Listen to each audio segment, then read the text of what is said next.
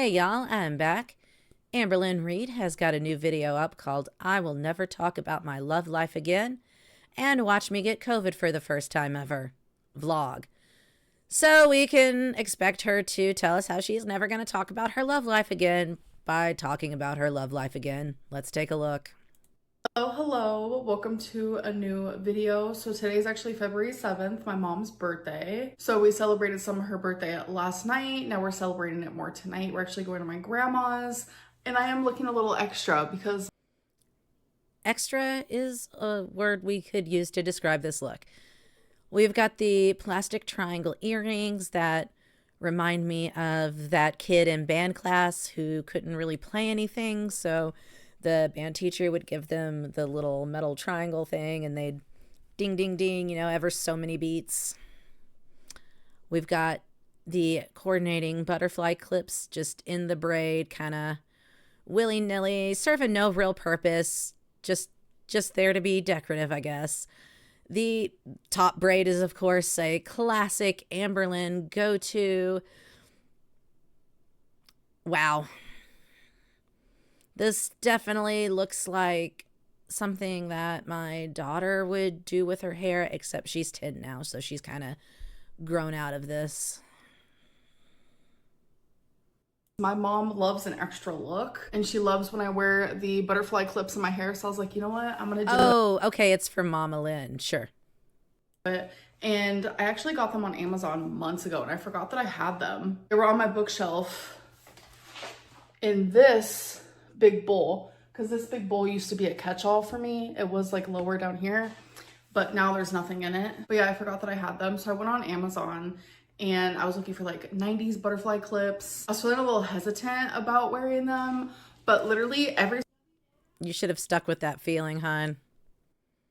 single person in the reviews, which there was so many, they were all women my age, so I don't feel too bad about it. I think it's Yeah, because you looked up 90s butterfly clips.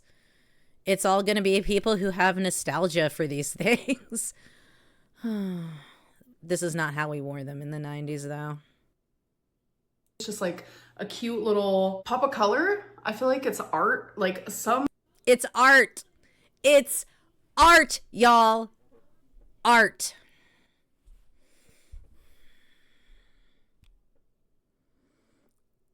Art. women on there like who had it like in their braids. Like it looked so good, so I was like, I want to try it, and it looks okay on me. Okay guys, so I've been home for a little bit. I had a great time with my mom, my grandma, my stepdad, but now I feel like I need to have a heart-to-heart with you guys, like genuinely. So No, you don't. You're not going to be genuine. Why are we doing this? I'm sure a lot of you have noticed that I have not been talking about like how hurt I am and how heartbroken I feel because of my breakup. I'm sorry. Is it opposite day? Am I in Bizarro World? Like, are we all watching the same girl here? Because she has cried about this for weeks on her channel now. Oh, I haven't been talking about how hurt Oh my God. I'm really starting to wonder, is it rage bait? Is she actually this delusional? Is she perhaps gaslighting herself at this point? And that's because I've actively I'm at a loss. chosen not to talk about those things. Tommy and Actively chosen not to talk about those things. Oh my God. I were together for 7 months. She actually broke up with me on our 7-month anniversary.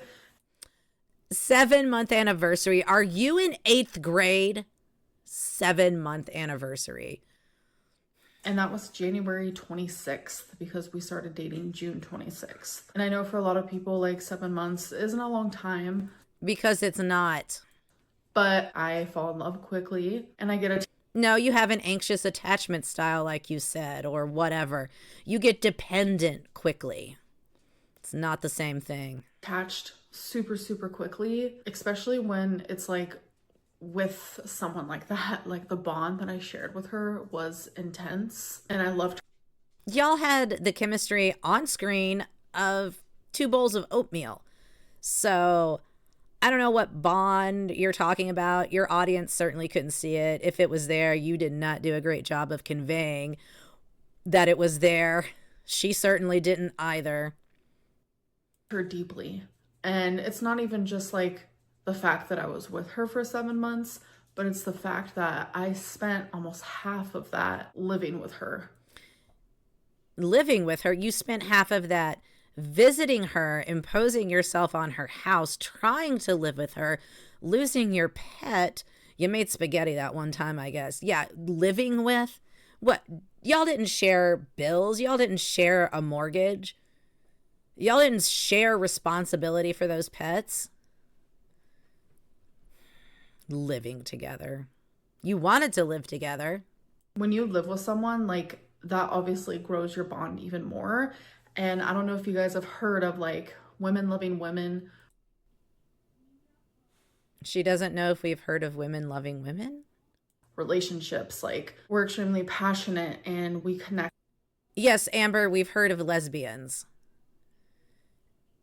Oh my God. Is she going to do that thing where she says that lesbians have more emotional relationships than other people? Oh my God. Really? No, Amber, you just have issues with codependency and glomming on to people and not wanting to let go and give anyone space. We've seen it with how many partners now? This is the same song and dance as always. On every single level, like, two women loving each other, those breakups are sometimes like super tumultuous and detrimental, and it freaking hurts. Newsflash, y'all, lesbian breakups are apparently more emotional than other kinds of breakups. Amber, the common denominator here is you. It's like, I hate having to explain that. I hate having to explain my pain. No, you don't. You love having to use it as an excuse for why your breakups and relationships in general are just filled to the brim with drama. And why I hurt because we've only been together for 7 months. I think that's silly to ever have to like clarify or justify the way that I feel when I am going through a broken heart and when I'm going through actual true pain. So not only do I not want to talk about my heartbreak, I don't want to talk about my love life. From this point forward, it's not happening. So whether I am flirting. All right, write it down. This video was posted on February 22nd, 2025. From this point forward, Amber will not be talking about her love life. She will just be smirking as she texts an undisclosed individual on her live. So that's where we're headed, and, well, whatever. We'll see. Yep. Start counting the days. Here we go. With someone, I'm in a situationship with someone, I'm getting into a relationship with someone, I'm going on dates. No matter what it is, I will not be speaking about it. I do not feel safe to do so, and I don't think I ever will. Even Twinkie is back here giving her the side eye through this. There were things that happened when I was with Tommy. Personal things were discovered, found out. There was doxing and harassment and threats. I no longer want to put someone and myself in the situation of having that. She keeps going back to this thing where the community doxed Emily and pried deep into her personal life to find all of this information. And the fact of the matter is, the most damning information on Emily, the worst information about what she had done, was all publicly available. It wasn't hidden deep in, some crevice of the internet where someone had to fake an identity to get it. It was posted on fetish sites. It was her clearly on a fetish site. It was her and her late fiance on fetish sites. It was a publicly posted eulogy that was right before she started messaging you. No one had to dox her to put all that together. Happen. I wish people would just watch my life and not get involved with my life. When outside influences start to affect my actual real life relationships with people, that's when I know there's an issue. If you didn't turn your real life relationships into side characters, we wouldn't have this problem, Amber. But you spilled your messy love life on the internet for content. So Now we're all going to pick it apart. Sorry. A lot of negative things happened, and those things would have never happened if it wasn't for the fact that I would have just like kept Tommy secret. Me and Tommy loved each other so much, and we wanted to share that with the world. And that was new for me because I had just got out of two.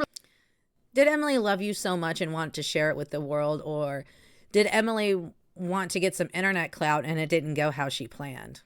Because we already know Emily created feeder content with her previous fiance who passed away.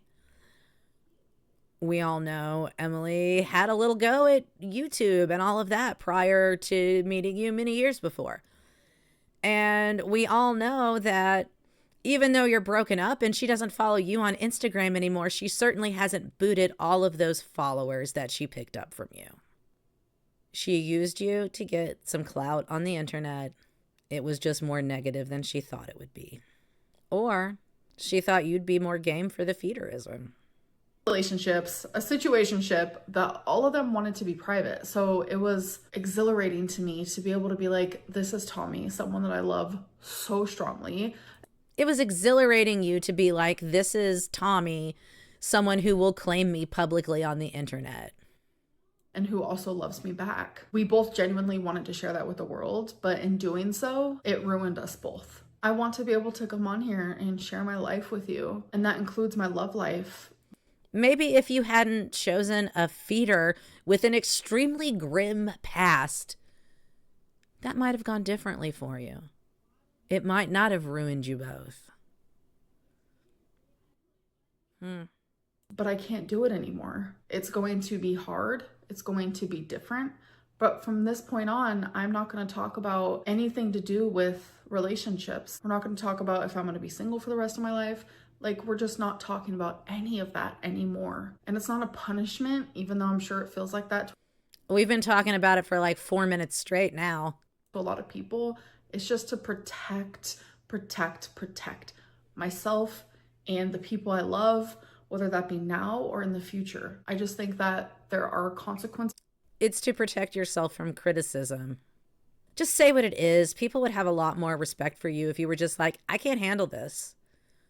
And then you actually didn't talk about your personal life because you couldn't handle it. To people's actions, and this unfortunately is a consequence for all of us. Oh, hello, it is the next day. It is February 8th. So I just put Wasabi in his cat carrier because today is their yearly vaccinations / checkups and stuff, and poor Wasabi is meowing, but my mom is about to come pick me up. She'll be here in like 2 minutes. Okay, so she's making the point that she takes them to the vet. Unless this is a trip to get chipped, I really don't want to hear about it. People will know how large your soul by how you treat a dog.